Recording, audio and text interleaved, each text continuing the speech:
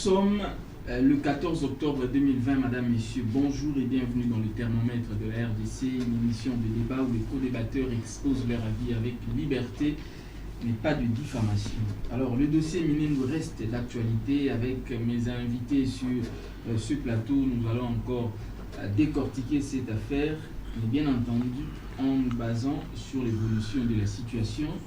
Aussi, nous parlerons dans cette émission de la rentrée scolaire 2020-2021, une rentrée des classes controversée, beaucoup de revendications de part et d'autre. En dernier lieu, vous savez tous, il y a également le dossier de la Cour constitutionnelle qui refait surface avec la rencontre entre le chef de l'État et le président des deux chambres du Parlement. Ici, sur ce plateau, nous allons une fois de plus en débattre. Alors, pour en parler, nous recevons pour vous Maître Grace Kalonda, il est analyste politique. Bonjour, Grace. Bonjour. Voilà, alors, nous avons juste à vos côtés M. Barnabé et Mélindanio, il est également analyste politique. Bonjour. Merci beaucoup. Alors, juste en face de vous, nous avons le docteur John Kankonda. Lui, il est communicateur du CACH et président du parti politique Prenons-nous en charge. Merci beaucoup de m'avoir invité une fois de plus. Je pense que quand nous venons ici, c'est pour essayer d'éclairer l'opinion. Et je pense qu'avec les co-débatteurs que je salue, nous allons essayer d'aborder les sujets que vous nous avez proposés. Alors, en dernier lieu, nous avons Maître Pétias Kalonda.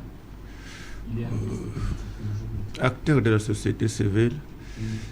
Maître Pétias Kalonda, comme d'habitude, nous allons essayer de partager notre connaissance avec le public et les co-débatteurs qui sont sur le plateau.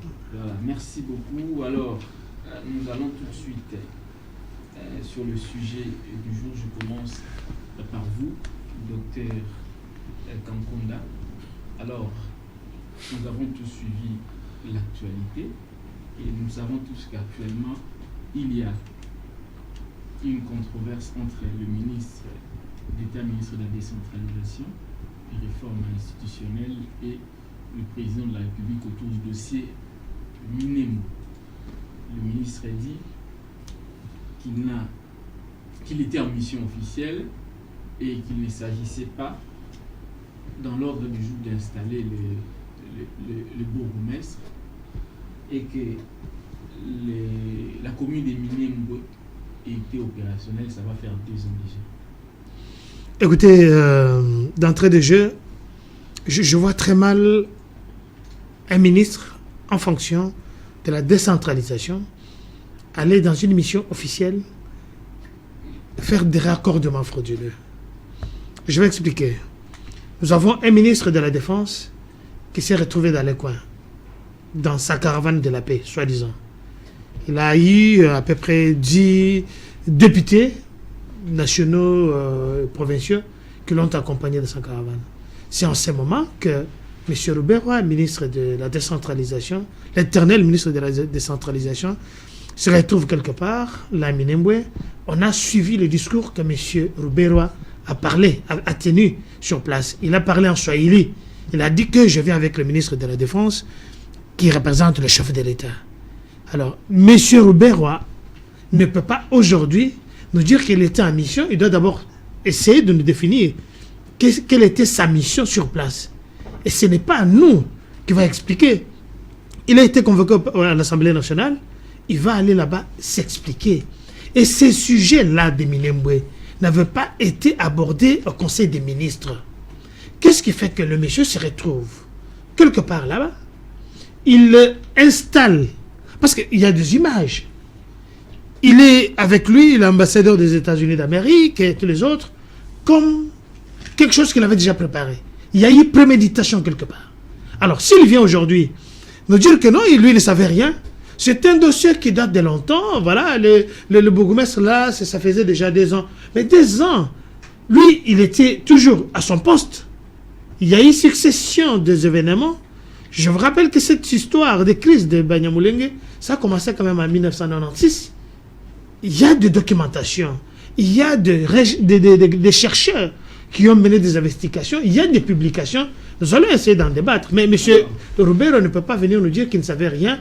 Il doit s'expliquer à l'Assemblée nationale. Je pense que c'est un endroit approprié pour qu'il donne ses explications. Alors, Barnabé, le chef de l'État dit qu'il n'était pas au courant de l'installation du bourgmestre de Minembwe et qu'il était en déplacement.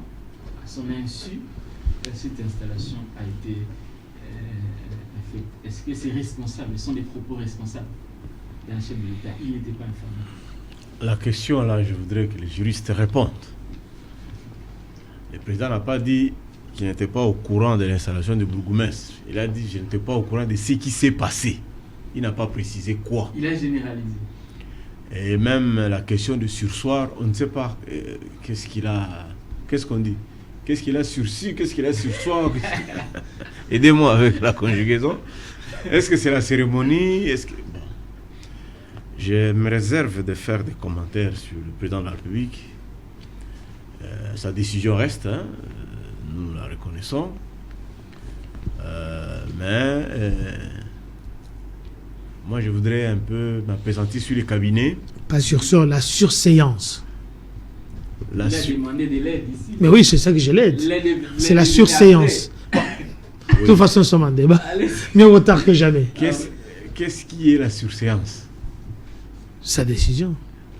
C'est la décision de surséance de quoi? C'est ça ma question. De sursoir tout ce qui s'était passé dont il n'était pas au courant. Voilà. Moi, j'évite de faire ce genre de commentaires. Ok. Alors. Je voudrais tout simplement dire au docteur de ne pas se présenter comme un médecin haineux et qu'il faut croire à ce qu'on vous dit. Ne jouez pas au président de la République de ne pas être informé. Amer était dans sa mission séparée. Il est arrivé à Minembwe 2 jours après. Roubaix-Roy a fait partie de la délégation du ministre de la Défense pour la pacification. L'installation du bourgmestre a été faite par le ministre provincial du Sud Kivu. Vous comprenez? Donc le reste là, il faut éviter de faire des commentaires. Au Parlement, il n'a pas encore reçu l'invitation. C'est l'intention d'un député. Ce n'est pas encore à l'ordre du jour. Non, pas encore invité. Madame n'a pas encore lancé l'invitation. Donc il n'y a pas lieu d'être agité.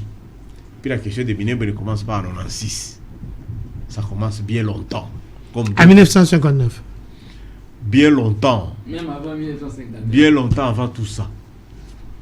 C'est ça. Merci beaucoup. Alors, maître Grace Kalonga, alors une question. Le chef de l'État a dit verbalement, là je reste sur les textes, il a dit verbalement, il n'y a pas un document écrit. Parce que vous ne craignez pas que demain un autre président arrive et puisse continuer les processus, puisque ce n'est pas écrit, ce n'est pas approuvé sur les textes. Ok, merci de la question. Je crois que c'est une question qui va en pesant d'ordre très important. Pourquoi? Parce qu'il est important de procéder par ce qu'on appelle un décollage conceptuel. Cette histoire de Minembwe, je crois, a eu de l'ampleur avec le décret de M. Matata Ponyo en 2013. Partant de ce décret, n'est-ce pas, qui, n'est-ce pas, avait créé une effervescence au sein de la classe des intellectuels, voire la classe du ministre. En 2015, la question a été mise en parenthèse et la question est revenue avec M. Bruno Tshibala en 2018. Mais la question la plus essentielle paraît plus au niveau, n'est-ce pas, de la validation, si la question, n'est-ce pas, était passée au niveau du Conseil des ministres.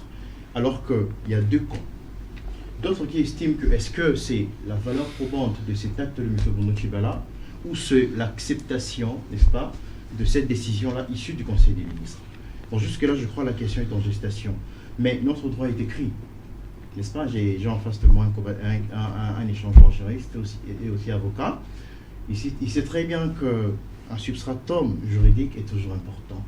Donc je me rallie à mon précurseur ici pour dire que je n'aurai pas aussi de commentaires à propos d'un acte du chef de l'État. Apparemment, tout le monde essaye de fuir la question, de commenter sur la décision du chef de l'État. Vous, au moins, j'espère que vous aurez ce courage-là de le faire.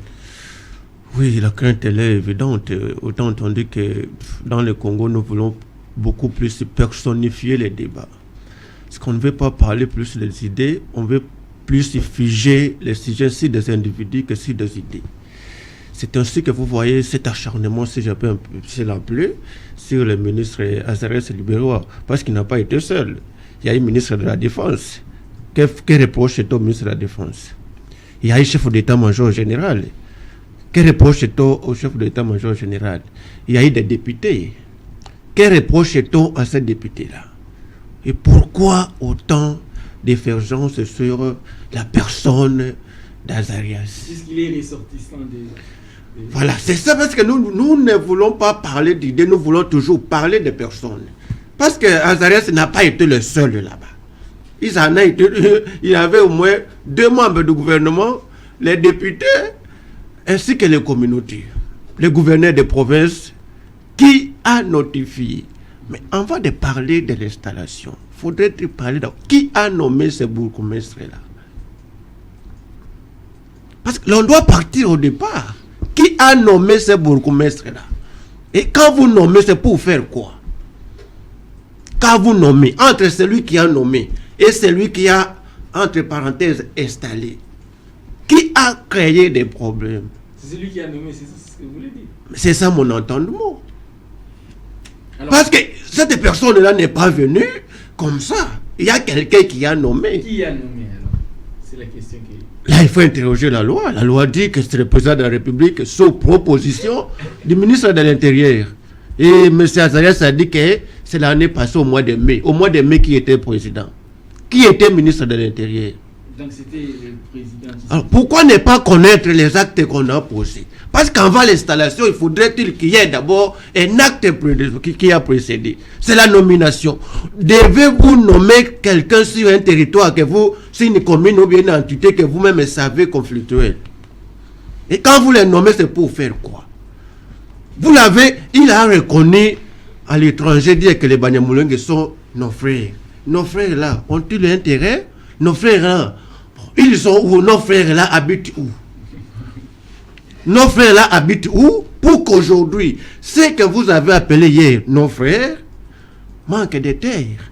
Quand bien même je ne suis pas de cette hypothèse-là, mais nous réfléchissons idées. Nous ne voulons pas ici personnifier les débats, nous parlons aussi des idées. Alors, vous ne pouvez pas dire demain, hier nommé, aujourd'hui contester l'installation. Vous l'avez nommé pour faire quoi? Mais lui-même a dit qu'il n'était pas au courant, il ne connaît pas ce dossier. Mais qui a nommé les bourgmestres? Bon, non, ne nous amenez pas à dire que le chef de l'État ne maîtrise pas le territoire national pour nommer des gens sur des entités administratives que lui-même connaît au départ conflictuelles. Alors je vois déjà le docteur Kankonde a bougé la tête, apparemment il n'est pas d'accord avec ça. Mais je vais vous poser une autre question, toujours là dans le même sens. Alors le ministre de la décentralisation, Roubérois, a dit que Minembo travaille. Minembo existe, est opérationnel, ça va faire 2 ans déjà. Donc il ne s'agissait pas de l'installation puisque la commune était déjà fonctionnelle. Or, nous savons tous que 2 ans passés, c'est M. Antoine Tshilombo Félix qui était président de la RDC. Docteur Kankonde. Je vais vous dire ici que je viens ici pour analyser. Oui.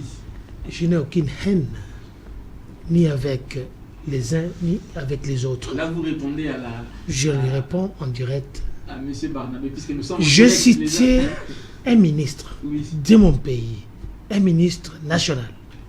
Je n'ai pas cité un individu, je n'ai pas cité une tribu, je n'ai pas ridiculisé une tribu. Alors, si nous allons dans la définition de la haine, ça explique beaucoup. Vous m'avez posé la question de savoir qu'est-ce qui s'est passé. Je n'ai pas ni dédouané, ni sous-douané l'ambassadeur américain.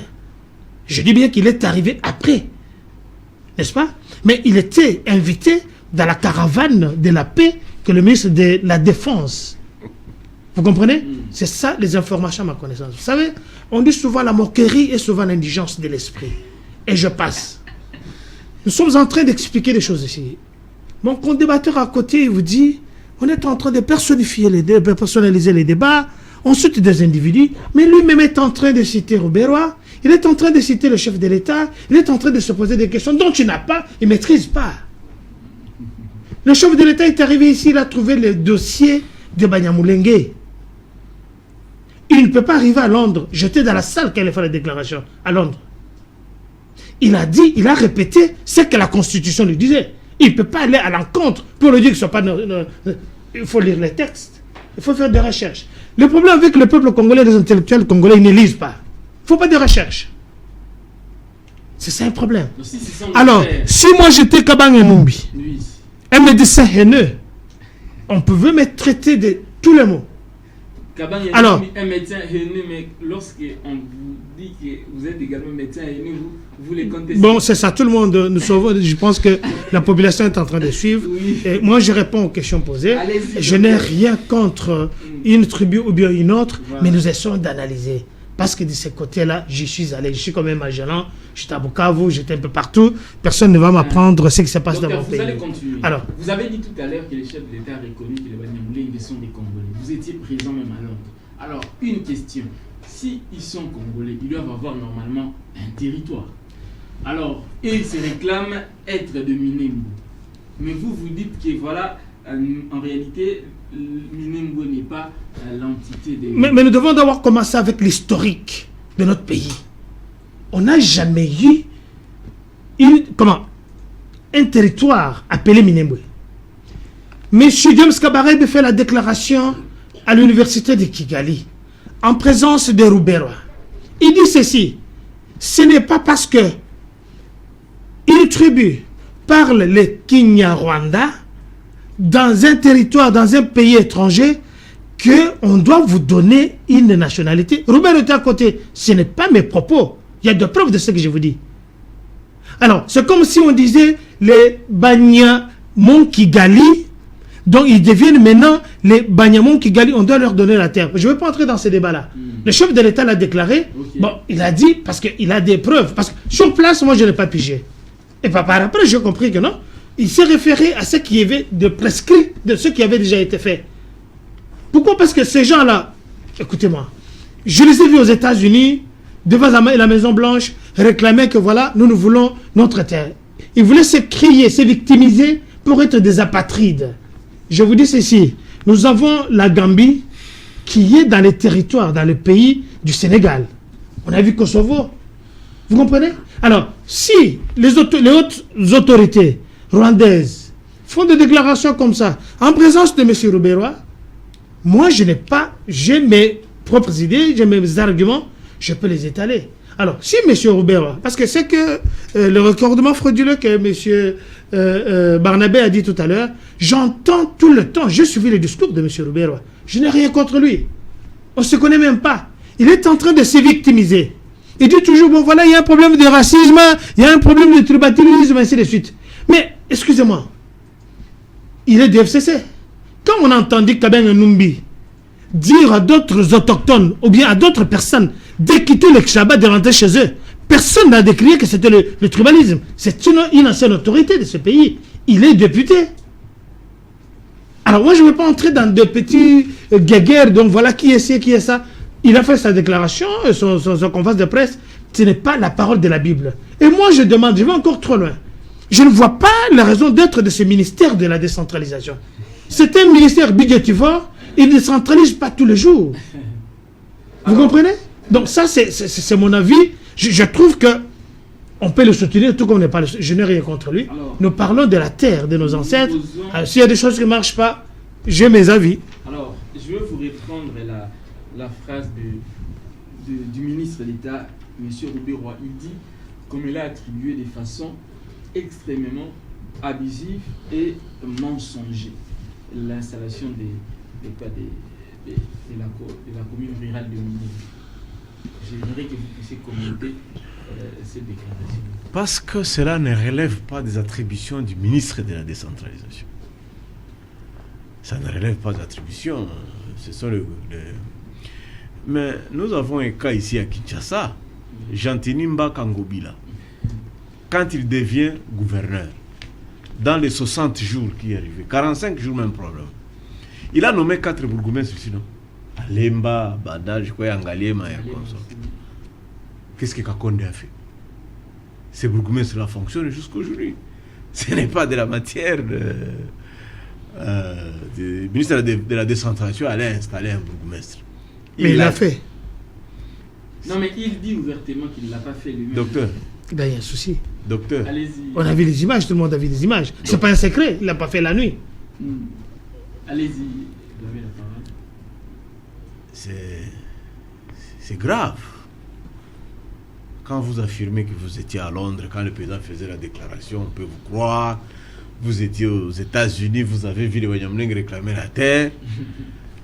Ici, même le chef d'état-major, tout le monde n'a pas participé à cette cérémonie-là. Installer un bourgmestre, c'est seulement le mettre sur une chaise. Seul le ministre provincial était là. La cérémonie a été organisée et présidée par le ministre. Ça relève des attributions du ministre provincial. Ne dramatisez rien du tout. Kabange Numbi a parlé du Katanga comme vous parlez du Grand Kasaï. C'est normal. Tout le monde peut en parler comme tout le monde. Non. Vous comprenez ça? Donc il ne faut pas considérer que parce que toi tu as acheté des terrains à Menkao, tu habites en Passa, un scellé, que les Teke Umbu ne sont plus originaires de Kinshasa. Non, vous n'avez pas de voir ça. Teke Umbu. Si c'était un exemple, oui. Ce sont des exemples, non? Mais Teke Umbu étaient les autochtones d'ici. Ils ont vendu la terre. Donc ne considérez pas tout ce que vous ne connaissez pas, que ça n'existe pas. Amer est en tournée. Il a commencé à l'Équateur. Il a été dans le Nord Kivu, dans le cadre de USAID. Évaluer quel type d'assistance il faut donner. C'est malheureux lorsqu'on doit être intellectuel à ce niveau-là et confondre. À un mois de l'installation du gouvernement Ilunga Ilukamba, Rouberwa et Kamere sont allés déposer $500 000 dont de Tien Tshisekedi, dont de Félix Tshisekedi à Minembwe. Maître a posé la question. Est-ce qu'on peut aller de mettre $500 000 aux gens qu'on ne connaît pas?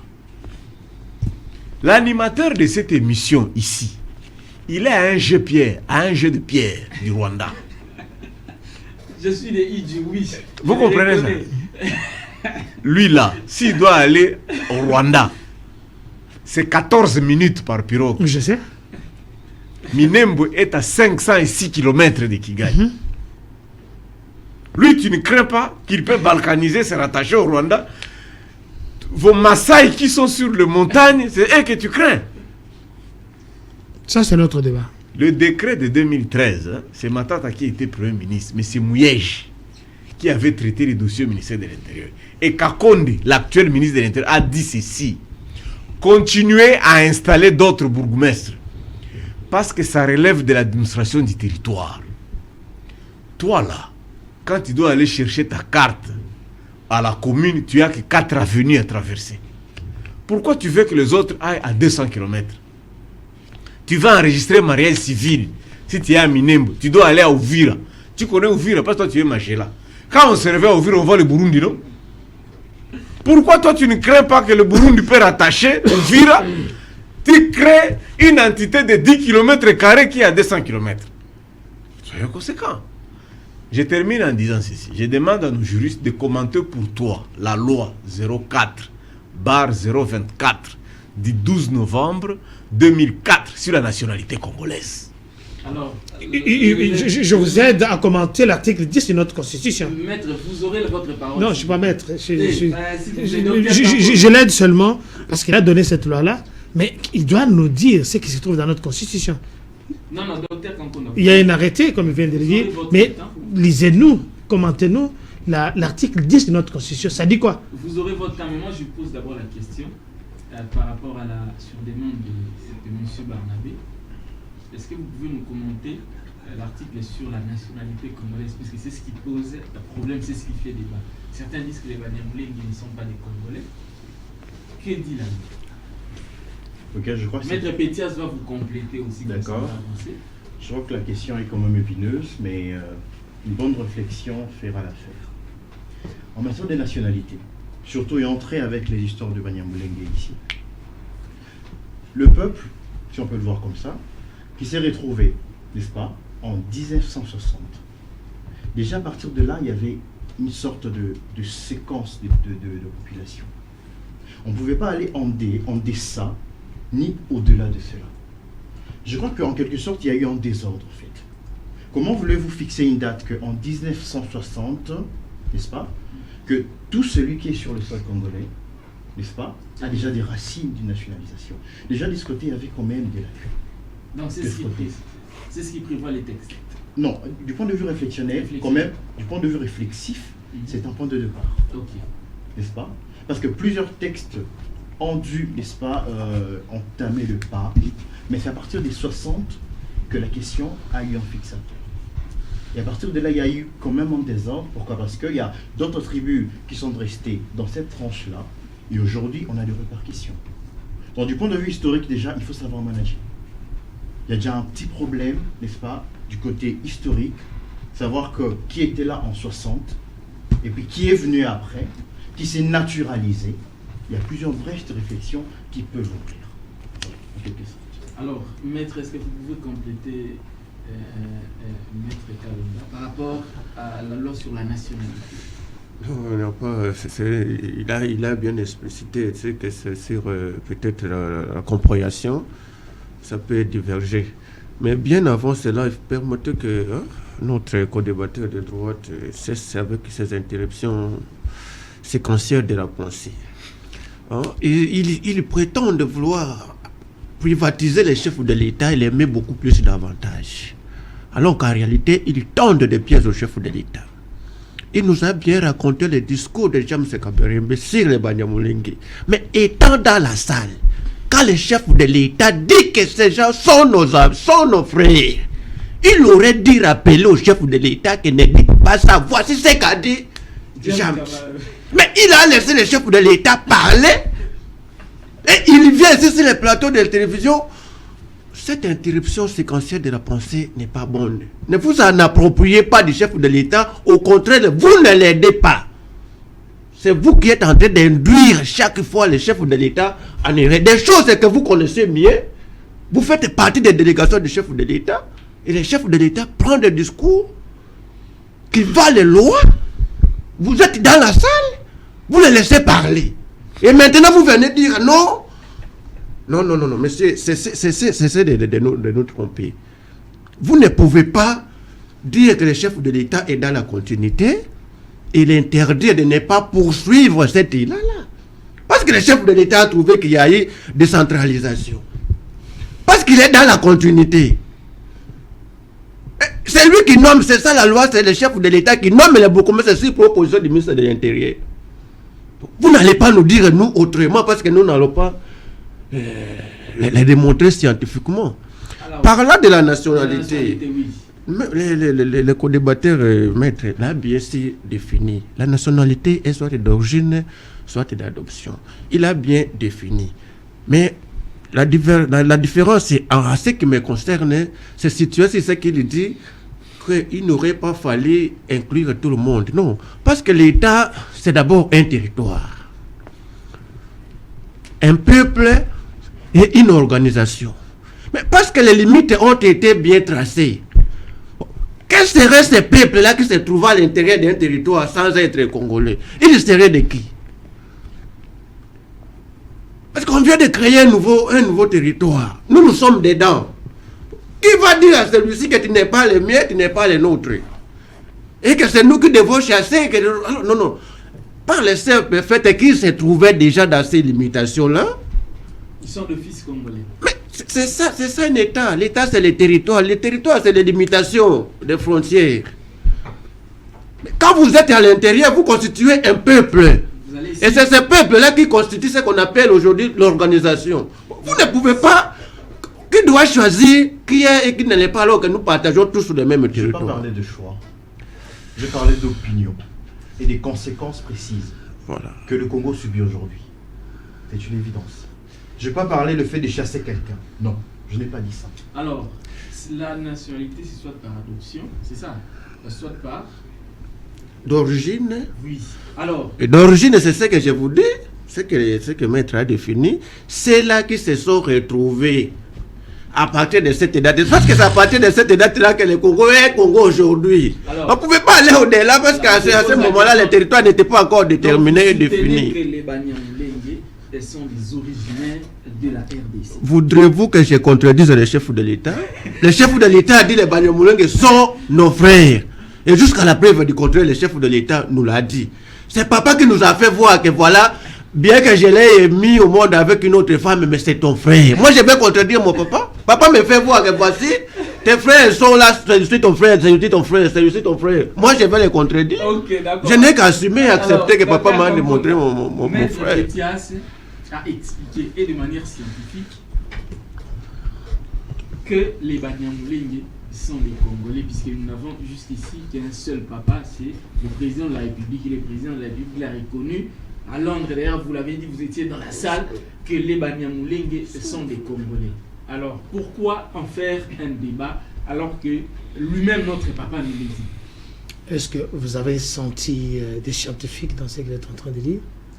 Bon, nous parlons, je suis scientifique. Ça, c'est votre avis. Moi, je suis... Je ne sais pas, je ne sais pas me retrouver dans ces réflexions. Moi, j'ai posé... Tu es médecin. Allez-y, docteur. Allez-y, docteur. Je ne sais pas me retrouver dans ces réflexions. Tu connais les cathéters. Je suis aussi ingénieur agronome pour ton information. Et voilà. Alors, il n'y a rien de droit là-bas. Je vous informe aussi que je suis déjà étudiant en droit constitutionnel. Ici chez nous, je suis étudiant. Où? Ah, voilà. Je vais lui dire, je vais lui dire un truc. Vous voyez, Maître Grèce est en train de dire autre chose. Lui, il comprend autre chose. Il nous dit, voilà, il était là dans la salle, dans les frais de l'État, et ainsi de suite. Mais je ne sais pas d'où il tire ce genre d'informations. Ce sont des diffamations. Mais toi-même, tu as dit non? Je dis bien, j'étais dans la salle. Le fait d'être, écoutez bien, le fait d'être dans la salle, déjà c'est une question mal posée. Et je regrette beaucoup que vous amenez des gens comme ça. Docteur plutôt. J'ai la capacité de me payer le billet. J'ai la capacité de me payer le billet, aller où je veux. Et je n'y vais pas dans le frais de l'État que je n'ai jamais utilisé. Voilà, le frais de l'hôtel, déplacé de là à la Bruxelles, c'est dans mes frais. Et je les mets en défi. Alors, pour ce qui concerne les dossiers que vous venez de dire, je lui ai dit, il devait d'abord savoir définir comment on acquiert la nationalité congolaise. De quelle manière? Ce n'est pas moi qui l'ai dit. Nous avons la boussole, nous avons le GPS qui est notre constitution, qui nous oriente. Comment un chef de l'État qui entre dans la salle, il y avait plus de 5000 personnes, moi je vais lui dire de ne pas parler de ça. C'est malheureux. Comment on peut réfléchir de cette façon? Moi je vais dire au chef de l'État, ne parlez pas de ce que vous avez dit. Et le chef de l'État tenait une conférence de presse ici au Congo. Lui n'est pas allé lui dire que ce que vous dites c'est pas vrai. Alors, essayons de réfléchir un peu, revenons sur terre. Il nous a parlé de ne pas personnaliser le débat. Mais voilà, le chef de l'État, il a dit, je ne comprends rien. Écoutez, pour ce qui me concerne, ce que le chef a dit, c'est ce qui est vrai. Même si j'ai mes opinions, je n'ai rien contre les Banyamulenge. Mais il faut vous rappeler qu'il y a eu 310 propositions de communes. Pourquoi il n'y a qu'une seule commune, une seule entité qui crée problème? Et je me rallie aux déclarations du chef de l'État. Il va prendre des personnes, 25 personnes, d'après ce que j'ai dit, des experts qui vont aller sur place, non originaires de ce côté-là, pour rétablir la vérité. Et je me dis que Urbain nous a aidés. Parce que ce dossier est sorti au grand jour. Je ne suis pas en contradiction, ni avec Barnabé, peut-être sur le fond. Ces gens-là, ils sont ici chez nous, ils ont acquis la nationalité, et vous devez savoir, comme même maître Kalonda l'a dit tout à l'heure, nous devons savoir, parce que maintenant c'est un problème qui est sur la table, nous devons en terminer une seule fois pour toutes. Le chef de l'État a essayé de calmer les ardeurs de tout le monde. Il a dit pour le moment, il annule. Même si c'était passé. Sursoir. Effectivement, il y a la surséance, excusez-moi, le lapsus lingué, ça fait partie du langage. Je dis ceci, il a fait la surséance en attendant qu'il y ait des enquêtes, Mais cela n'est pas dit que M. Roubert doit répondre. Il doit éclairer l'opinion. Ce n'est pas en faisant une déclaration, une conférence de presse où vous êtes seul en train d'expliquer, vous parlez du tribalisme, et ainsi de suite. Oh, nous ne sommes pas dans ce point-là. Il a dit ouvertement qu'il n'a jamais installé. Je vous dis ceci, ce n'est pas à M. Roubert de nous informer, de nous dire à nous. C'est à qui? Il y a une motion d'interpellation à notre Parlement. Il va s'expliquer Ce là-bas. n'est pas encore installé. Mais avant que monsieur Roubert parte, Oui. à qui a-t-il dit qu'il va partir là-bas pour quelle mission déjà? Avant que le ministre... Répondre à Vous cela. Allez-y. sentez, il est en train de surchauffer. Allez-y. Je n'ai rien contre M. Roubert. Je vous ai dit, je ne connais pas personnellement. Parce qu'il s'agit d'un problème épineux dans notre pays qui a défrayé la chronique. Vous avez vu que ce soit la diaspora, que ce soit ceux qui sont ici, les gens veulent en savoir clair. Regardez sur le média, vous êtes l'homme des médias, un spécialiste des médias, vous voyez que c'est un problème que tout le monde a un œil. Nous voulons en savoir plus. Que M. Roubert nous explique. J'ai mes avis, personne ne peut m'interdire de réfléchir, Voilà. ni de mettre mes avis. Voilà. Maître, un docteur plutôt a ses avis et personne ne peut lui interdire. Mais je vous pose la question, il a soulevé un cas.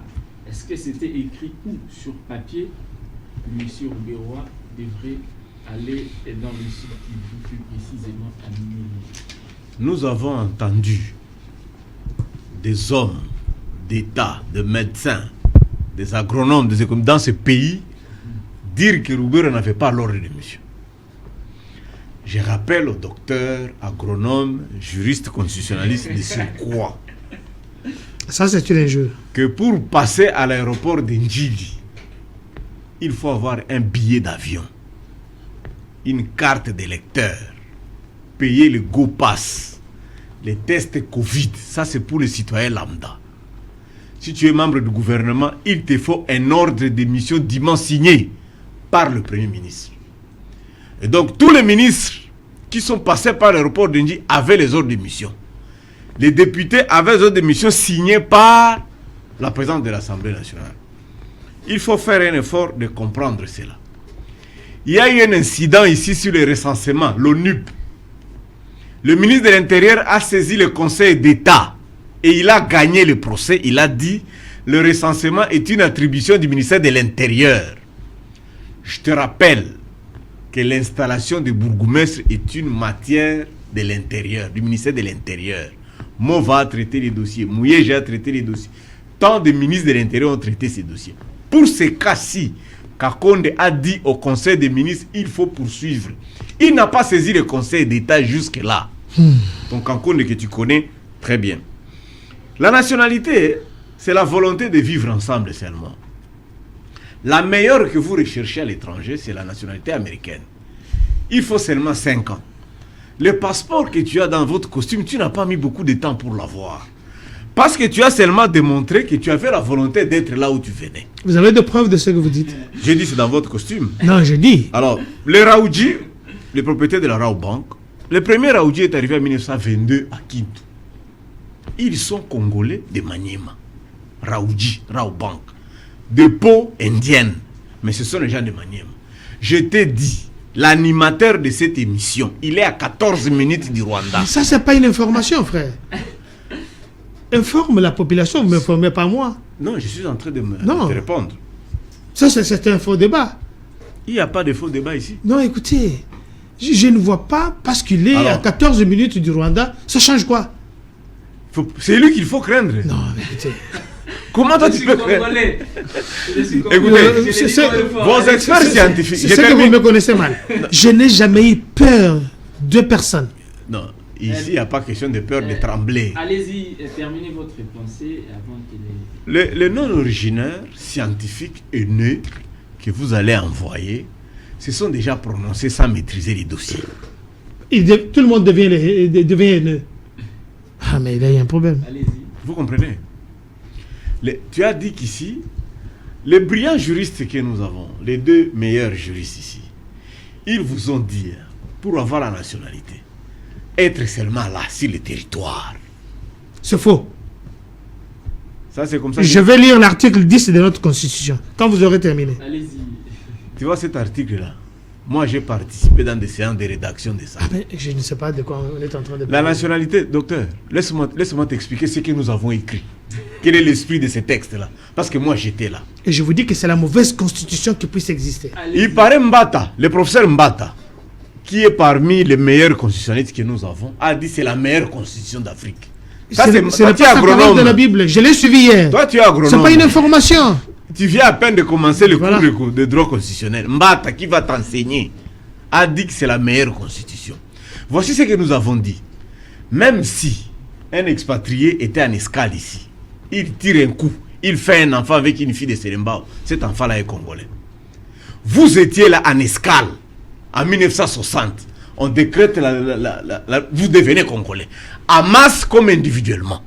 Tout celui qui s'est retrouvé sur le sol, même si tu es au Japon, ton grand-père était là et que tu peux le démontrer. Tu es congolais. J'avance encore sur l'article 04/024. Si tu exprimes seulement la volonté, Tu deviens congolais. comme nous avons ici les Abedachou. On a même eu un Chinois qui a postulé. Non, si tu exprimes seulement la volonté, vous là, quand vous allez à l'étranger, vous venez là, vous de la diaspora là. Quand vous avez vos mukanda, vous fêtez, non? Vous êtes aussi de la diaspora, vous savez. Mais vous célébrez, non? J'ai dit, est-ce que vous n'êtes pas Vous de la priez diaspora? même, vous priez même. Merci Il Seigneur pour le mukanda il faut ici. expliquer aux gens que vous êtes de la diaspora et que vous avez un passé Vous priez qui même. n'est pas glorieux. Vous Alors, priez même. S'il vous plaît. Vous, Allez-y. maître, nos amis ici, et ils prient, maître, et ils célèbrent quand ils ont la nationalité belge, italienne, américaine. La nôtre ici, ça vous gêne en quoi? ça, c'est un faux débat. Ça vous gêne en quoi? Vous aurez votre temps. Un de très faux réfléchir. débat. Vous aurez votre temps. de Revenons aux choses sérieuses. Hein. Vous aurez votre temps. de Revenons à Minembwe, tout ça. La nationalité Minembwe, là. congolaise d'après la constitution que vous avez. Minembwe. Et Thierry Tshisekedi en Seine City, il a déclaré que Tu étais cette constitution. Moi, J'étais à Seine City, monsieur. Moi aussi j'étais là. Mais voilà. Et Il a moi- fait les déclarations et comme vous moi- l'avez chassé. Non. Alors, Et moi, j'ai Le pris- débat- C'est moi les- qui ai pris Étienne Tshisekedi de San City jusqu'à Kigali. Tu connais ce qu'il a déclaré à Kigali? vous pouvez le dire. S'il vous plaît. Les débats, C'est n'est un pas- Congolais, c'est un individu. C'est vous qui avez la parole. Docteur, vous aurez votre temps de parole. Allez-y. Ne venez pas compliquer les citoyens qui vivent paisiblement ici. Nous sommes tous des Congolais. On peut être Congolais en 1960, on peut être Congolais en 1885, on peut être Congolais le 14 octobre 2020. La loi donne la possibilité de devenir Congolais même maintenant. Pourquoi vous voulez déranger les gens qui vivent paisiblement? Et les Rwandais là, vous avez peur du Rwanda pourquoi? Ton Bitakura là que tu admires là, le Burundi et Uvira là, c'est même pas la rivière Kalamu, non? Vous ne craignez pas que lui peut devenir burundais? Alors, vous avez la parole, maître Grace Kalonga. Alors, nous devons passer au sujet suivant pour gagner du temps, mais vous allez clôturer, vous deux, également ce sujet, mais j'aimerais que vous puissiez avoir une approche juridique, puisque les deux co-débatteurs sont beaucoup plus politiques, et c'est même la raison de votre présence ici sur ce plateau. Alors, est-ce que, de manière claire, pour les téléspectateurs qui nous suivent, vous pouvez nous dire, sur le plan juridique, est-ce que cette question est dans la logique des choses? D'accord, avant de vous répondre, c'est une belle question, mais j'ai senti que, j'ai compris, n'est-ce pas, le problème que pour certains, le discours du chef de l'État portait des entorses. Mais écoutez, il est le chef du bon fonctionnement des institutions. Il peut violer la Constitution lui aussi. C'est pas ce que j'ai dit, rectifier. J'ai dit il peut. C'est pas ce que j'ai dit. Je suis dans une autre logique. J'ai dit il peut aussi. Ça n'engage que moi. Oui. Donc il peut justement, n'est-ce pas, pour le bon fonctionnement des institutions, pour sauvegarder l'intérêt, n'est-ce pas, c'est comporter un bon père de famille, tel qu'a dit le docteur tout à l'heure. On ne peut pas l'interrompre sur un événement, sur un moyen de dire, sur une éventualité quelconque concernant un événement, une situation. N'est-ce pas? Mais concernant votre question et entrée, n'est-ce pas, à l'aspect juridique du territoire, je l'ai dit ici, je suis clair. Contrairement à ce que mon ami juriste a dit, je n'ai pas refusé, je n'ai pas chassé une population ou un peuple datant, n'est-ce pas, de 1960. La nationalité peut être, n'est-ce pas, optée par acquisition, par naturalisation. de 1960. Moi, en tout cas, c'est un avis personnel. C'est bien beau, on se retrouve dans un clan où il faut se décider qui doit partir, mais qui ne l'est pas. Mais aujourd'hui, n'est-ce pas, on est face à des problèmes tels que le problème des Minembwe. Jusque-là, les conseils des ministres, en tout cas, je ne sais pas si les ministres provinciaux ont donné aval, n'est-ce pas, sur cette question. D'autres répercussions que nous voyons aujourd'hui découlent, n'est-ce pas, des liens un peu lointains. Là, il faut le dire. Là, il faut le dire. Si la question des Minembwe aujourd'hui fait surface, c'est parce qu'il n'y a pas eu un fixateur correct. C'est évident. Voilà pourquoi aujourd'hui, il y a des agitations. Tout le monde veut savoir qu'est-ce qui se passe sur l'échiquier, n'est-ce pas, territorial. Les gens ne comprennent pas. Les textes sont clairs, n'est-ce pas? Et concernant les Banyam Mulenge, je crois que la question aussi fait surface, fait débat aussi. Donc tout ça, n'est-ce pas, exige qu'il y ait quand même une sorte d'élaboration de loi qui reflète nos valeurs. C'est important. Vous savez, M. Merveille, aujourd'hui on a des répercussions textuelles, n'est-ce pas, qui nous entraînent dans des situations très tragiques. Pourquoi? Parce que certaines de nos lois ne reflètent pas nos us et habitudes. Les mimétismes juridiques aujourd'hui entraînent beaucoup de conséquences néfastes. Alors, j'ai une question. Les téléspectateurs qui nous suivent viennent d'appeler le numéro de la rédaction pour nous dire que les juristes qui sont sur le plateau nous lisent les textes, puisque là, nous donnent les articles, des références claires, et puis qu'ils nous lisent ces textes-là, puisqu'apparemment, beaucoup sont un tout petit peu perdus par rapport à la question. Les deux co-débatteurs donnent beaucoup plus des aspects politiques, mais le public a besoin d'être fixé sur les lois et sur les textes de manière claire, quel article, etc. Voilà. Alors si vous pouvez lire et puis commenter, et je pense que Maître Pétias va aussi faire la même chose. D'accord, je vais commencer par l'article 10 de notre Constitution qui dispose « La nationalité congolaise est une et exclusive ». C'est important. Elle ne peut être détenue concurremment avec une autre. Donc on ne peut pas, n'est-ce pas, détenir une nationalité congolaise et avoir une autre nationalité. L'alinéa 2 de ce même article dit que la nationalité congolaise est soit d'origine, soit d'acquisition individuelle. Voilà, ça répond à la question des Banyam Mulenge ici. Justement. Mais l'alinéa 3, l'article n'est pas fini, est congolais d'origine toute personne appartenant au groupe ethnique dont les personnes et le territoire constitué, ce qui est devenu le Congo, présentement la République démocratique du Congo à l'indépendance. Enfin, l'alinéa dernier, une loi organique détermine les conditions de reconnaissance, d'acquisition, de perte et de recouvrement de la nationalité congolaise. Alors, je vais... Non, il doit lire aussi ici, non, parce qu'il lit bien. Oui. S'il peut terminer, comme ça, Maître, vous allez commenter aussi ces articles ici, nous en donner les interprétations. Allez-y très vite. D'accord, je vais aller avec l'exposé des motifs de la loi numéro 04/024 du 12 novembre 2004 relative à la nationalité congolaise. Alors, son exposé des motifs pour aller plus loin. La présente loi a pour but de répondre d'une part aux prescrits de l'article 14 alinéa 3 de la Constitution, de la transition, et d'autre part aux critiques pertinentes formulées par les délégués aux assises du dialogue intercongolais contre la législation congolaise en matière de nationalité. Spécialement l'ordonnance loi numéro 71-002 du 28 mars 1971, la loi numéro 72-002 du 5 janvier 72, dans son article 15, et le décret loi numéro 197 du 29 janvier 1999, modifiant et complétant la loi numéro 81. Alors pour l'article 4, oui. Tout le groupe, n'est-ce pas, ethnique et nationalité dont les personnes et les territoires constitués, ce qui est devenu le Congo, présentement les RDC, à l'indépendance, doivent bénéficier de l'égalité de droits et de la protection au terme de la loi en tant que citoyens. À ce titre, ils sont soumis aux mêmes obligations. Alors, Maître Pétias. L'article 5 renchérit en disant que, au sens de la présente loi, on entend par mineur l'individu ayant pas encore atteint l'âge de la majorité civile, tel que fixé par la loi, enfant né en RDC, l'enfant dont la naissance est survenue sur les territoires de la RDC, à bord d'un aéronef ou d'un navire congolais, Voilà, je pense que ça c'est clair. Navire congolais en est-ce Espagne. que les Banyamulenge qui sont là aujourd'hui, s'il faut mettre les débats à ce niveau-là, sont-ils nés sur les territoires congolais? S'ils sont nés sur les territoires congolais, n'est-ce pas qu'ils sont congolais selon les textes, puisque ici nous nous basons sur les textes? Monsieur le journaliste, merci beaucoup. Est-ce que les Banyamulenge étaient là avant 1960? Je pense que cette question a évolué. Nous avons dit qu'en matière de droit administratif, la parole de l'autorité vaut loi.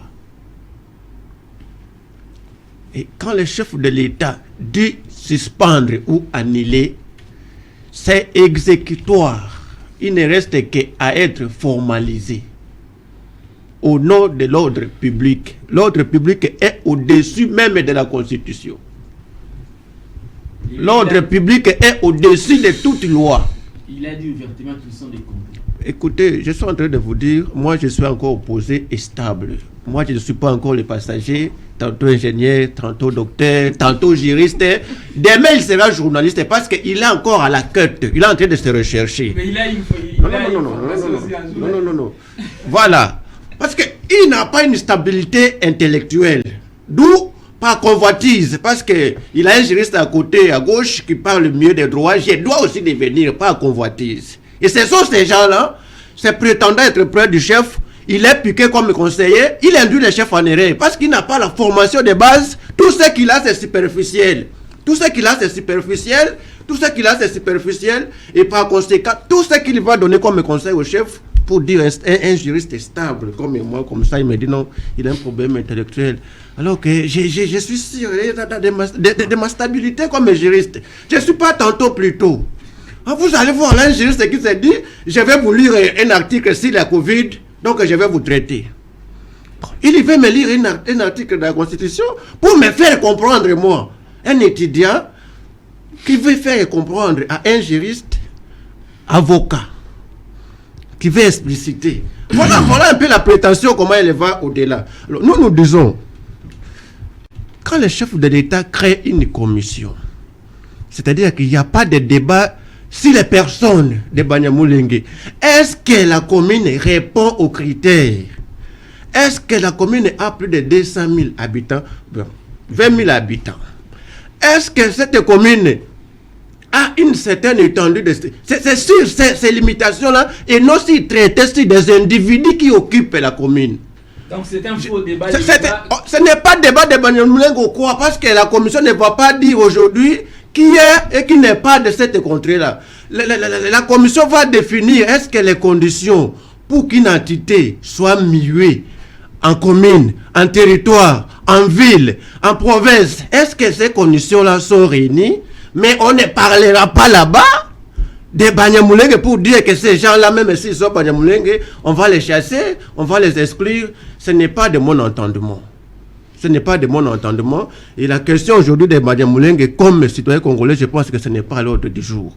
Mais Minembwe comme entité, est-ce qu'elle répond aux critères pour quitter soit un groupement à une commune, des communes à un territoire, à une ville, à une province? C'est sur ces critères-là. Je ne pense pas que la commission va dire qui ne l'est pas, parce que ces territoires-là de Minembwe se trouvent en République démocratique du Congo, et ces gens-là, s'y répondent à des critères, cette entité peut à tout moment évoluer. Alors, docteur Kankonda, il précise ici que le débat n'est pas sur les Banyamulenge, il ne sera même pas sur les Banyamulenge, mais surtout du retraçage. Le chef de l'État l'a même dit, il y aura une commission pour retracer la commune. Ne pensez-vous pas que le débat doit évoluer? Je pense que ceux qui nous suivent comprennent que je suis sur ce plateau, les gens qui ne maîtrisent pas et qui ne défendent pas leur diplôme. C'est difficile à parler de diplôme parce qu'ils vont me réduire là. Lesquels? Je vous ai dit tout à l'heure, excusez-moi. Tu en as 5. Lui, il en a 5. Soyez courtois. Je vous protège. Soyez courtois. Lesquels? Tout le monde a parlé ici. Vous avez votre temps et je vous protège. Soyez courtois.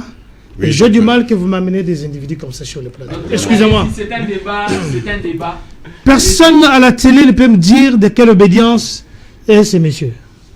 Il est incapable de vous citer un article. Je l'ai juste demandé d'aller vérifier. L'article 10, il n'a pas pu. La raison pour laquelle le téléspectateur qui a envoyé ce message, j'allais lui envoyer aussi dans l'article 4. Un individu qui, dans sa vie, ne veut plus apprendre, il est stagné. Alors ne soyez pas jaloux aux gens qui ont la confiance, qui ont la motivation d'essayer d'ajouter un plus. Parce que le peuple, la majorité des intellectuels congolais ne savent pas où se trouve la bibliothèque. Ils ne les étudient pas, ils ne veulent pas mettre un plus. Et j'ai du mal d'être à côté d'un individu comme ça. Pour ce qui me concerne, je dis bien que Azarias Sourbert nous a aidés. Je le répète encore, je n'ai aucun problème avec lui.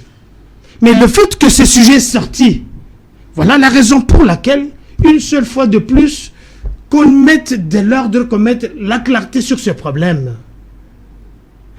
Monsieur Barnabé vous dit, les 25 personnes qu'on va citer, ce sont des haineux. Lui, il connaît déjà leur motivation. Il sait déjà que quand ces gens viendront, il ne faut pas donner de bons rapports. Donc, il est juge parti. On ne vient pas à la télévision. Nous, on est originaires. Il n'est pas. Écoutez. Nous, on n'est pas concernés. Écoutez. On vous laisse vous. Allez, écoutez. Minembwe fait partie de mon pays. Personne n'a le droit de me dire, m'interdire de ne pas parler de Minembwe. Même si je ne suis pas né. Même si je n'ai jamais été. Bon, ta femme est née. Et je vous dis, écoutez, ça c'est pas un problème. Vous m'embrouillez inutilement. Les gens vous suivent. Bon frère. Vous êtes quelqu'un très intelligent, mais je ne crois pas comment vous tombez trop bas comme ça. Alors, ce que je vais expliquer ici, on ne parle pas ici des diplômes. Vous voyez les intellectuels congolais. Ils réduisent le débat par rapport. Moi je fais ça, moi je fais ça. Il parle du chef de l'État comme si c'était son ami. C'est un chef. C'est une autorité. C'est une institution qu'il faut respecter. Il me dit à moi, vous allez donner le conseil au chef de l'État. Chef de l'État, il a combien de conseillers? Il a tous les services. Il s'adresse au chef de l'État comme si c'était son ami. Mais parlons d'abord d'Ilou Kamba. C'est lui qui l'a voté. Il nous a parlé du ministre de l'Intérieur. Les responsabilités de tout un chacun, c'est quoi? Alors, quand vous m'amenez des gens comme ça, j'ai du mal. Je me trouve asphyxié parce qu'il y a des choses que je ne peux pas répondre à la télévision. Alors, il y a des preuves que je ne peux pas lui donner. Alors, pour ce qui concerne, il y a des publications. J'ai des archives sur mon pays et sur le problème de Minembwe. Ça, c'est un petit problème. Et je vous dis ceci. On a parlé des 310 communes, entités qui devaient être installées. Pourquoi seulement une crée des problèmes? Posons-nous des questions pour ceux qui me suivent. Est-ce que M. Rouberwa, il est un super ministre? Non. Il est ministre dans d'autres. Et je demandais même que le ministère là de la décentralisation, moi je demande simplement qu'on puisse annuler ça. C'est un budgétivore, mais on ne décentralise pas les pays tous les jours. Ce sont mes avis et personne ne peut m'interdire. J'ai bien dit au début de l'émission, une émission voilà. de débat ou les co-débats. Je ne viens pas ici pour attaquer les autres. Alors si les gens me suivent, je parle de ce qui concerne mon pays. Je ne veux pas réduire le débat des individus qui ont fait ça parce qu'il était ici et ainsi de suite. Lui, comme il est là, je ne vais même pas m'attarder sur lui. C'est aussi le diaspora, c'est un diaspora. Moi, je ne veux pas. J'ai encore ma nationalité congolaise que j'aime beaucoup, que j'ai enchaînée. Et une exclusive. Donc sur c'est écrit. Nous avons la loi. Parlons loi, parlons constitution, parlons notre pays. Ce n'est pas parce que vous avez un doctorat, soi-disant un droit constitutionnel, que vous m'interdisez à moi de parler. Non. Moi, je n'ai pas interdit à personne de faire des réflexions, que ce soit sur la Covid, que lui maîtrise mieux, que ce soit sur d'autres choses. Voilà. Alors, en tout cas, le temps va malheureux. Tellement vite que nous avons déjà épousé plus d'1 heure d'ailleurs. Je vous informe. Alors, nous devons aussi commenter les deux autres sujets.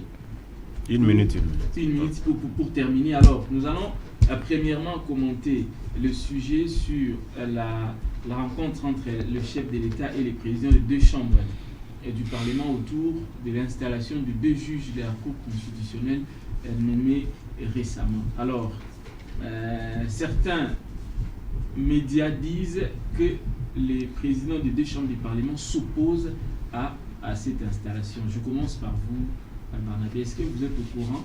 Est-ce que vous analysez comme les autres médias? Je serai le plus bref. Oui. Je voudrais présenter mes excuses à mon beau-frère docteur. Il ne faut pas qu'il tabasse ma soeur cette nuit. Ce n'était qu'une blague de beau-frère. Je retire tout ce qui s'est arrivé. Merci pour l'élégance. Et je ne peux pas prétendre commenter encore une fois une question de la Cour constitutionnelle. Oui. Nous avons un constitutionnaliste sur le plateau. Il va nous expliquer comment ça se passe. À ma compréhension, Oui. je considère que le Parlement Oui. a demandé au président de revenir sur le bon fonctionnement des textes parce que la nomination de ces deux juges avait violé la Constitution. Et bon, comme le constitutionnaliste est là, et les juristes moins juristes que lui, et les juristes parfaits, ils vont essayer de nous expliquer.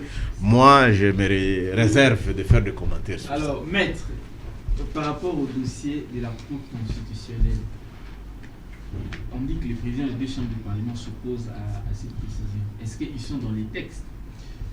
Déjà, il faut savoir que le chef de l'État, il peut prendre certains actes, n'est-ce pas, qui peuvent échapper à une censure juridictionnelle. C'est ce qu'on appelle les actes de gouvernement.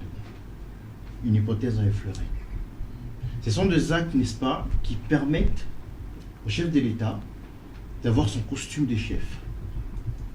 Déjà, ce problème-là entre le chef de l'État et le président des deux chambres, je ne sais pas si ces présidents-là peuvent s'opposer à une telle question. Je ne sais pas où je peux insérer ça, où je peux inscrire ça. L'illégalité ou la légalité, ok, c'est un autre problème, c'est une autre situation. Mais du point de vue structurel, du point de vue réflexif, du point de vue un peu politique, le chef de l'État peut prendre certains actes politiques qui peuvent échapper à une censure juridictionnelle. Là, c'est une hypothèse, en tout cas, très normalisée, c'est une hypothèse de droit, c'est évident. Donc le président des deux chambres, ok, je suis un peu réservéiste pour ça, ça me gêne un peu, en quelque sorte, mais écoutez, il est le chef. Il est père du bon fonctionnement des institutions. Il peut prendre certaines décisions qui peuvent, en quelques lieux, n'est-ce pas, avoir d'autres incidences, telles que les actes de gouvernement, par exemple. Alors, maître, je vous pose la même question. Il dit que le chef, dans sa casquette de garant du bon fonctionnement des institutions, peut être au-dessus des textes légaux. Est-ce que vous pensez là? Non, vous avez fait une mauvaise interprétation. Une mauvaise interprétation. Vous n'avez pas mis les chefs de l'État au-dessus des textes. Mais il peut prendre certains actes qui peuvent échapper à une censure. Acte de gouvernement. Voilà. Vous avez dit acte de gouvernement. Exactement. Oui, Acte de gouvernement. Ouais, mais nous sommes dans la séparation. Différemment des actes du gouvernement. Maître, allez-y. Est-ce que c'est possible? C'est comme je l'ai dit ici tantôt. Il y a des questions, pour moi, cette rencontre-là n'aurait même pas dû avoir lieu. Parce que le chef de l'État venait de le répéter en Belgique, que cette question, c'est une question dépassée. Mais comment revenir si quelque chose est dit déjà dépassé? Mais ici, il s'agit de deux juges de la Cour. C'est de la Cour constitutionnelle. Il en a dit en Belgique dernièrement, il en a dit que leur sort est scellé. Dès lors qu'ils n'ont pas exercé des voies de recours conformément à la loi, leur sort est scellé. Et aujourd'hui, on entend que la programmation au niveau de l'Assemblée nationale et du Sénat a fait que ceux qui ont été nommés puissent prêter serment. Mais maintenant, revenir sur ce débat-là que le chef lui-même a clôturé, c'est ce que je vois qui est inopportun. D'après moi, si j'étais son conseiller, je l'aurais conseillé de ne plus revenir sur ça. Parce qu'il en a déjà clos les débats. Bon, revenir et susciter encore des débats, c'est une question déjà clôturée, parce qu'il en a dit que les sorts étaient close, parce qu'ils n'ont pas exercé les voies de recours conformément à la loi. Ma question est la suivante. Est-ce qu'en nommant les deux juges à la Cour constitutionnelle, le chef de l'État a respecté les textes? Parce que les présidents des deux chambres du Parlement sortent les textes pour dire qu'il y a eu violation. Ils insistent sur ça. Alors vous, en tant que juriste, est-ce que le chef de l'État a violé? Lui, il a soulevé un autre cas d'exception Est-ce que vous allez soulever la même chose ou bien vous allez donner une autre interprétation? Oui, moi je l'avais dit ici, j'avais même fait une émission sur la focalisation. Nous avons démontré que les juges de la Cour constitutionnelle qui ont été nommés en violation des statuts particuliers des membres de la Cour constitutionnelle étaient inconstitutionnels. Nous l'avons dit ici. Mais tel que ils n'ont pas exercé ces recours-là, ça vaut acquiescement. On n'exerce pas les recours devant les médias. Dès lors que le délai est dépassé et que le chef l'a bien rappelé qu'ils auraient dû exercer les recours, ne l'ayant pas fait, leur sort est scellé. Mais par rapport à la nomination, parce qu'il les a nommés en violation des décrets sur les statuts particuliers des membres de la Cour constitutionnelle, c'était inconstitutionnel. Mais il revenait aux concernés d'exercer les voies de recours dans les normes et dans les délais comme prescrit par la loi. Ne l'ayant pas fait, cette question est close et la rencontre d'hier pour moi c'était inopportune. Si j'étais au conseil, j'allais lui dire, monsieur le président, ne revenez plus sur ça.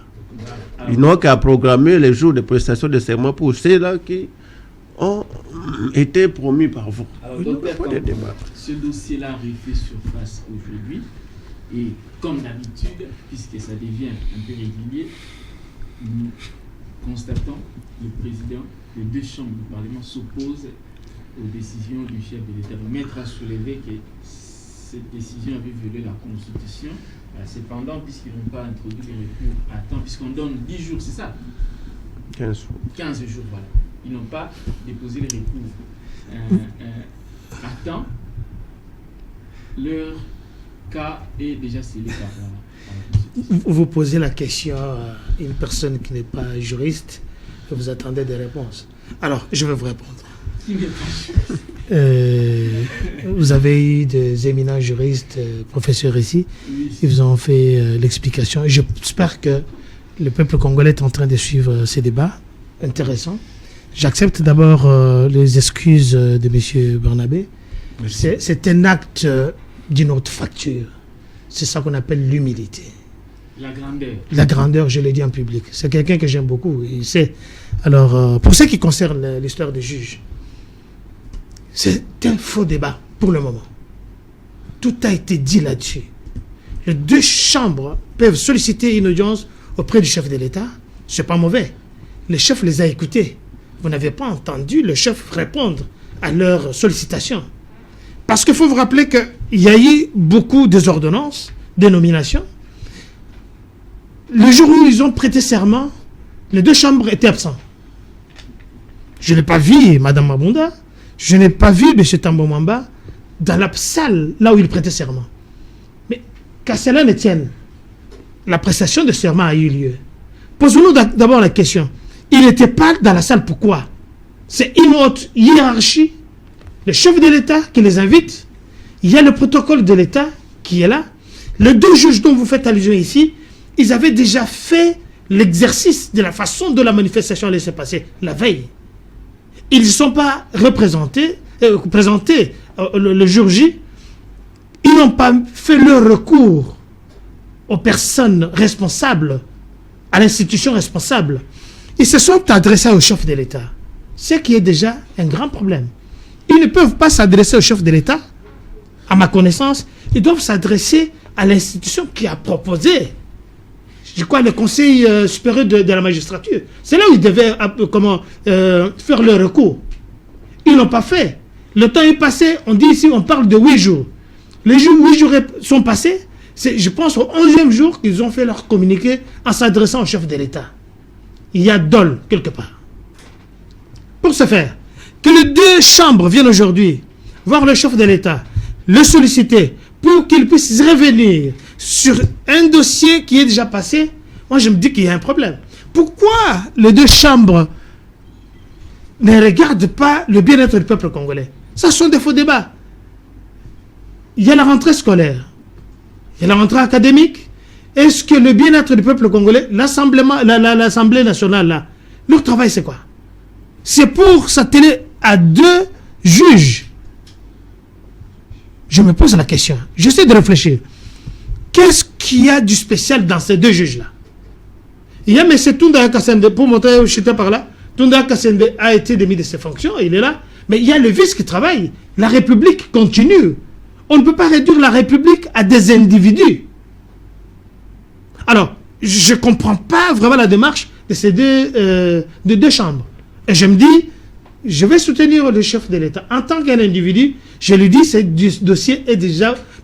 On ne peut même plus revenir là-dessus. S'ils ne veulent pas, parce que le chef a déjà décidé, alors, ils peuvent aller dans l'opposition. Voilà, alors, vous aurez la parole pour la toute dernière fois, tout le monde ici.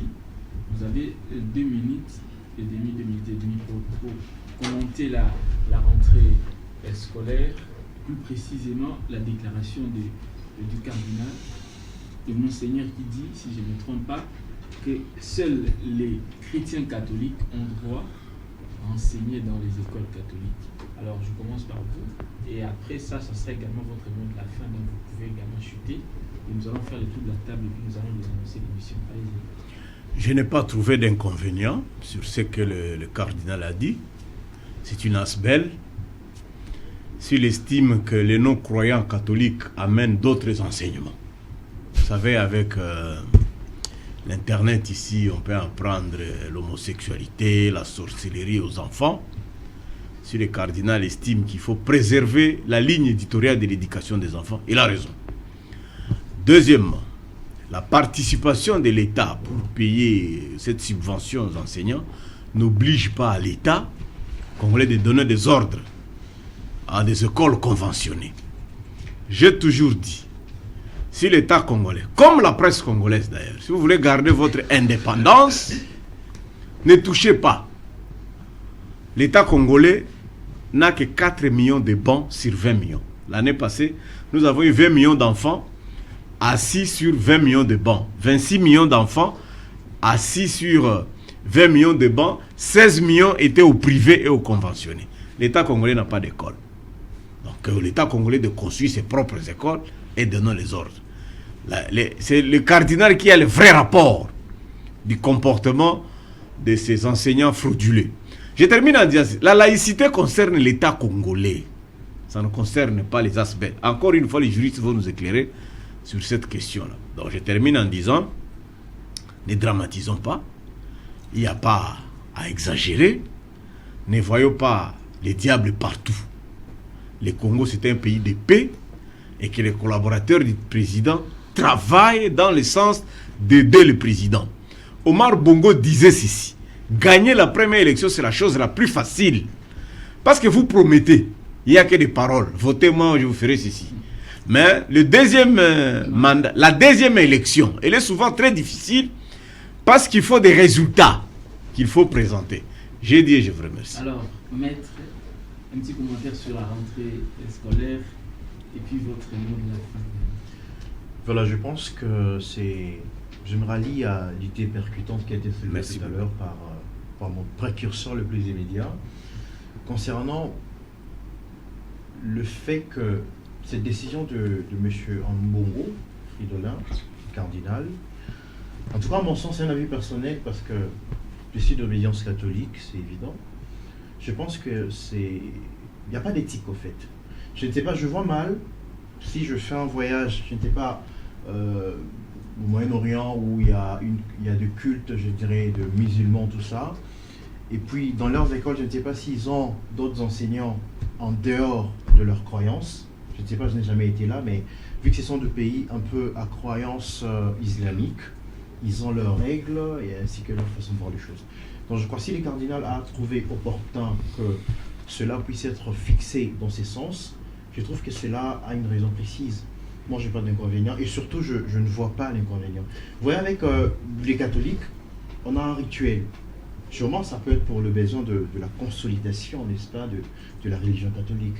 C'est important que les enfants, à un seuil d'âge, que les enfants apprennent quand même, n'est-ce pas, la catéchèse, certaines manœuvres catholiques, certaines habitudes, certaines pratiques dès les bas âges. N'est-ce pas? Je crois que c'est pour le besoin de la consolidation et le renforcement, n'est-ce pas, de l'idéologie catholique en tout cas. Alors, maître Mathias, une précision dans l'acte d'engagement entre le gouvernement congolais et l'Église catholique, il est bien dit que l'Église catholique est libre de définir surtout concernant cette disposition-là, de définir les règles, notamment que seuls les croyants catholiques soient des enseignants.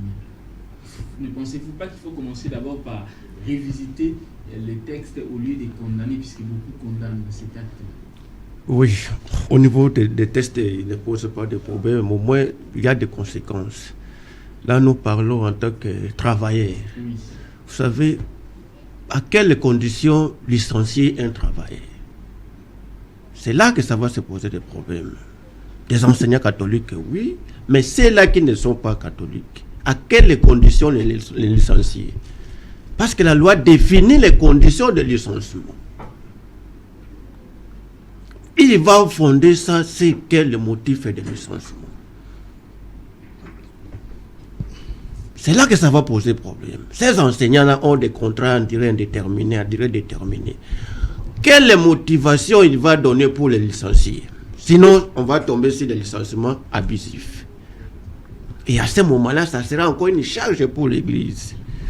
Parce que le licenciement abusif a comme corollaire les réparations. Je vois c'est quoi le cardinal va se poser pour les licencier. Parce que les motifs de licenciement sont définis par le Code du travail. Mais jusque-là, de mon humble avis, je n'ai pas encore vu aucune de ces conditions déterminées, aucune de ces conditions réunies.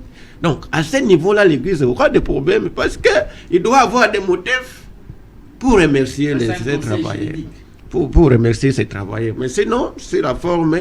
Oui, tant mieux si Nasbel, il peut prendre des décisions, mais comment, la modalité, ça va se faire comment? Sinon, s'il est censé comme ça, sans de vraies raisons, l'Église sera responsable des dommages et préjudices que subiront ces enseignants-là qui ont des contrats, la plupart à durée indéterminée. Voilà, docteur Kankona, ce serait également votre mot de la fin, un commentaire par rapport à la décision du cardinal concernant. Pour la première fois, je salue Willy Bakonga, qui n'est pas d'accord avec la déclaration de son éminence, le cardinal. Ce cardinal nous crée trop de problèmes. Ce cardinal.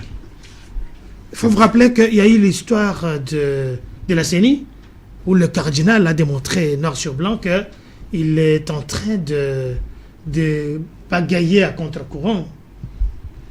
Il n'a pas laissé ça. Vous vous rappelez l'histoire de Jeep? Les autres ne m'ont pas donné, les autres m'ont donné. Et quand on lui amène l'autre, il ne dit pas. Vous vous rappelez de cette histoire qui vient de créer aujourd'hui? Les prêtres n'ont pas vocation à avoir les enfants. L'État congolais, c'est un État laïque. Vous comprenez? Et qui paye tous ces enseignants-là des écoles conventionnelles? C'est l'État. Le ministre de PST, c'est lui qui est le chef de tous ces professeurs, comme directeur et tous ces gens-là. Qu'est-ce qui fait que lui peut permettre à ce que, aujourd'hui, il dit, ça ne peut pas marcher comme ça, il faut que tous les professeurs soient d'une obédience catholique, alors que l'État, c'est un État laïque. Il y a un souci. Maintenant, l'éminent maître venait de vous dire, il y a un problème de licenciement des masses. Qui va prendre les conséquences alors que l'État, on n'a pas l'argent? Ce n'est pas créer un autre problème social. Les parents qui ont des enfants dans ces écoles-là, ils doivent dire aussi que les enfants des musulmans ou bien les enfants des parents non catholiques ne vont pas aller dans ces écoles-là. C'est là où on veut aller. Parce qu'ils n'ont pas des enfants. Les prêtres n'ont pas des enfants officiellement. Mais comment ils peuvent permettre à ce que les parents qui ont des enfants catholiques, des protestants, ou bien d'autres, ça c'est une discrimination.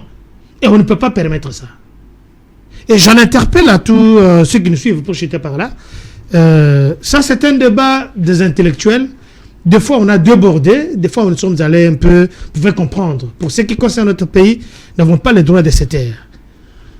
En tant que citoyen, en tant qu'individu, si vous vous êtes senti heurté, choqué par les déclarations de tout un chacun, veuillez nous en excuser. Parce que nous parlons en République, nous ne parlons pas individu. Et je vous remercie. Je vous salue, vous tous. C'est un débat, c'est un débat. Alors, j'aurais bien voulu qu'on écoute le cardinal, mais malheureusement, pour raison de cohérence. Si on l'écoute après, ça va demander encore...